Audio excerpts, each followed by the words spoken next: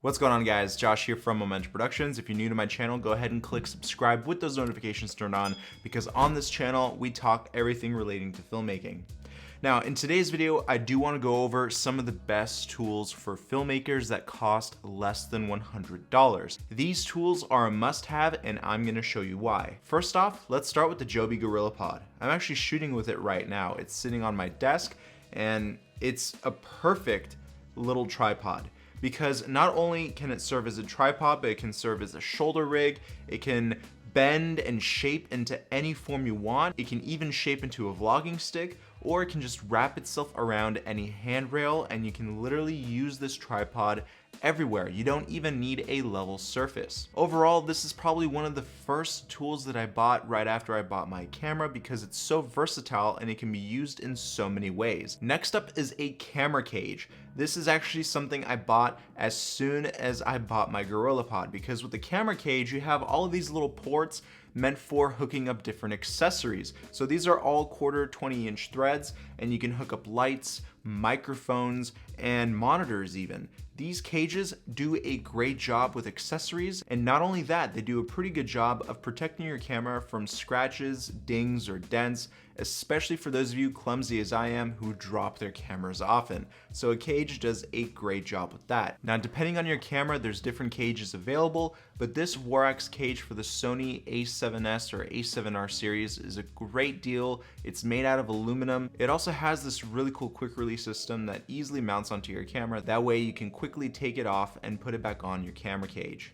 Also, another great company is SmallRig. I actually have a SmallRig cage on my Sony A9, and I mount a ton of stuff on it. Next up, let's talk a little bit about lights.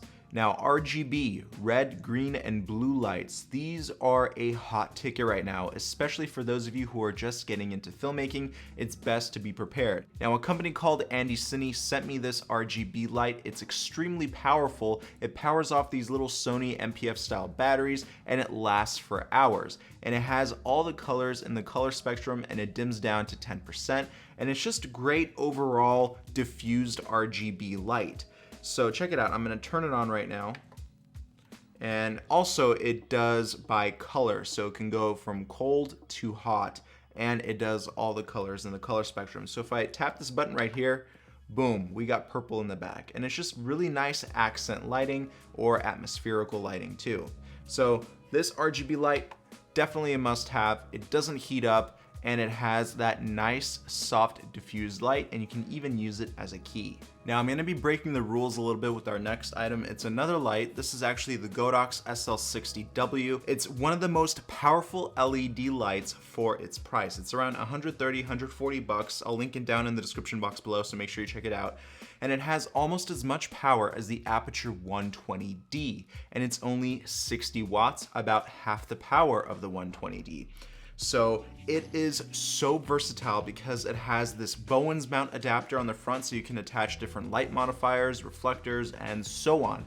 I actually did a full review on this light right here, so make sure you check it out. And this thing overall is probably one of the best purchases you can make when it comes down to lighting equipment, simply because it does so much for so little. And eventually down the road, when you're ready to upgrade lights, then you can turn around to Aperture. But overall, as a starter light, this thing is phenomenal. Next, let's talk about ND filters. ND filters are used in bright sunny days, and they actually can darken up your footage and keep a shallow depth of field.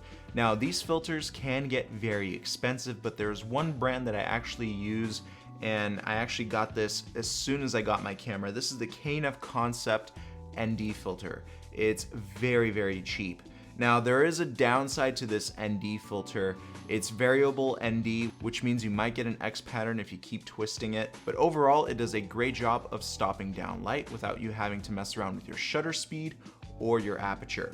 Now, however, with these cheaper NDs, you do get these little green/magenta casts in your image, and overall it can be a little bit softer, which is why they are so cheap. Once you have more money in your bank account, definitely opt in for more expensive ND filters, because overall they produce much better images, especially when it comes down to sharpness and no X pattern. Okay, I hope you guys won't hate me for this one, but I'm kind of breaking the rule one more time.